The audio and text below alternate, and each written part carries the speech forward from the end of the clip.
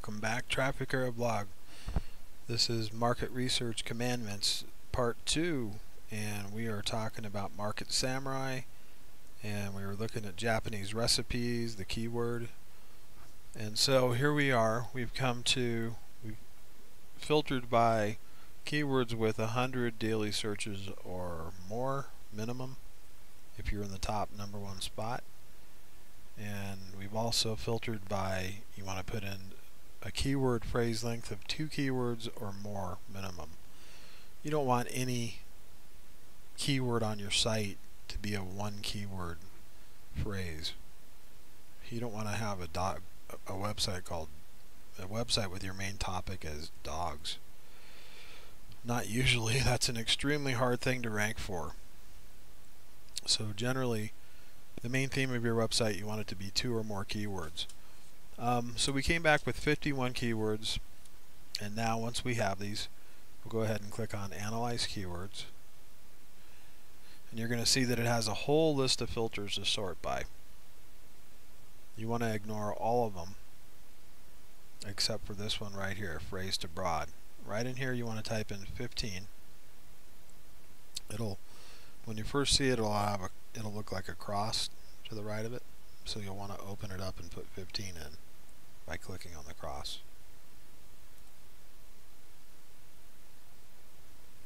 Right, so you'll just open that by clicking on the cross, put in 15, and what phrase to broad filter does is it'll filter out any odd order keywords that you wouldn't normally use.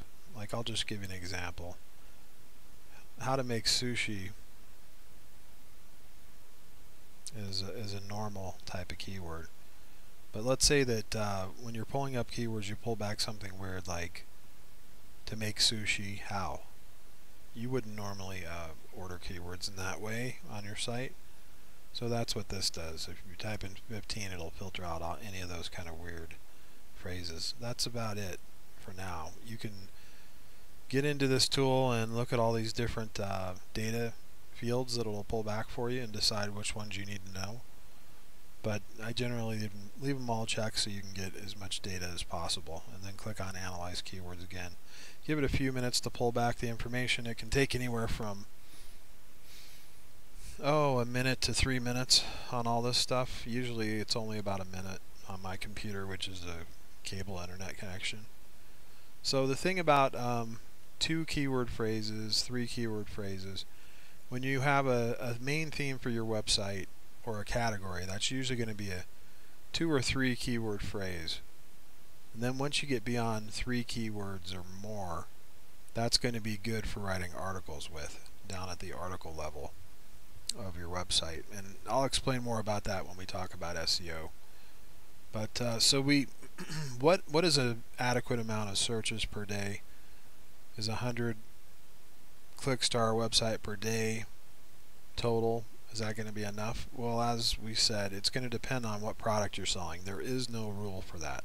It depends on the product and the service you're selling and what the return per sale is. So if we figure at 1% conversion, which is like a 0.5% conversion up to 1% conversion, which is a really conservative way to think. And then if you think that you're going to get 50% of the #1 position traffic, that's a real conservative way to think, and you're more likely to succeed with that kind of thought process than thinking that you're going to get a 5% conversion coming out of the gate. That just usually doesn't happen. So think conservatively, and your chances of success are much higher. And of course, there's nothing that's going to prove that until you actually build out the content and start getting traffic to your site. We'll talk more about what kind of words you're looking at. Once you get this data sorted, once you get this data pulled back for you, you can sort by number of searches per day. Let's just sort by clicking on any column. We can sort by that column. So let's just click on searches, because we want to find the words that are related to Japanese cooking. These are much bigger markets. You can see 40,000, 60,000 searches a day.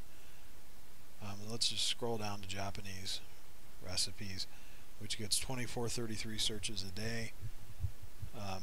If you're in the top spot, you could expect to get about 1,200 visitors to your site per day if you're getting about a 50% of the amount of searches on that. So you can look at the trends for the year on a particular keyword and see if you're going to have a tough time during certain parts of the year. Looks like this slows down through the summer months all the way through October. November it starts picking up again. It's a pretty steady market though overall.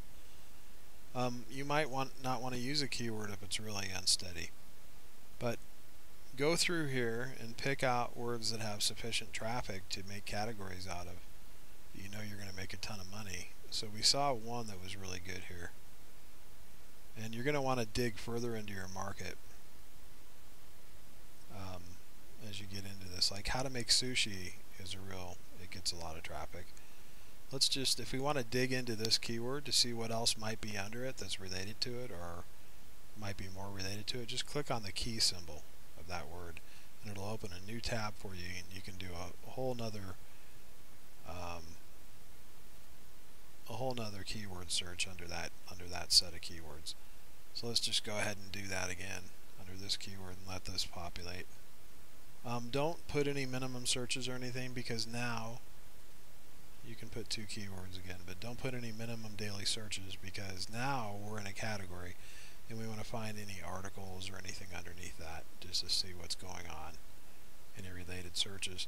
This is how we dig around in our market. And so since we probably don't know what we're selling, as we're doing this, we can go back to the search engine and look at the different products for each keyword that we find that are being offered, and just kind of explore our market that way. Go around to Amazon and ClickBank and all the stuff I showed you in my previous videos and figure out what products are available or what product you might be able to offer that has a unique value that you don't see being offered here. We'll talk more about that in the upcoming videos, but we can basically, what we're trying to do, we want to dig around by clicking on the keyword symbols and just research under all the areas of our market and see what we can possibly target. You want to find buyers. You want to find buying keywords, and you want that to be a good part of your site structure. But also you want to have some relevant categories that might not be a buying area, of a keyword buying area. Like Japanese recipes isn't particularly a buying keyword. It can have a lot of looky-loos, but by the same token, you can push a certain percentage of the people that are just looky-loos into buying a cookbook, because they don't exactly know what they want. They just know that they're interested in making some Japanese dish, and then when they get there, they realize that they really did want to buy a Japanese cookbook. So yeah, you know, that's why a 2 keyword phrase can end up being a buyer. You just never know. So, but we want to have the main thing to keep in mind is that you want to have buying categories on your site, buying keywords. So keep that in mind, and you must have at least enough low-hanging fruit targets so that you have a sustainable business model online. And you must ask the question, why are people searching? So if somebody's searching Japanese recipes, why? Are they buyers? No, definitely not all of them. In fact, probably only a small percentage of those people are buyers. So is your prospect looking? We're going to get into the next videos more in depth in this, but now, you know, I've shown you how to pull back high traffic target areas and how to dig around in them. The next videos I'm going to be showing you how to look to check and see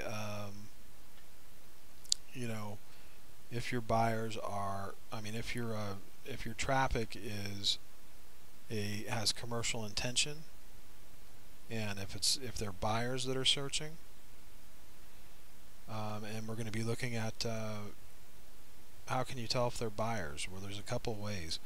Are they looking for a solution, or a painkiller that solves their pain?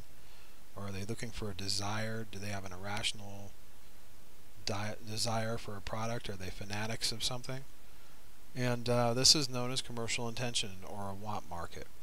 And then, we will decide also upon our target market area or niche given our product or service idea. So we're going to get more into that, and thanks for joining me. See you in the next video.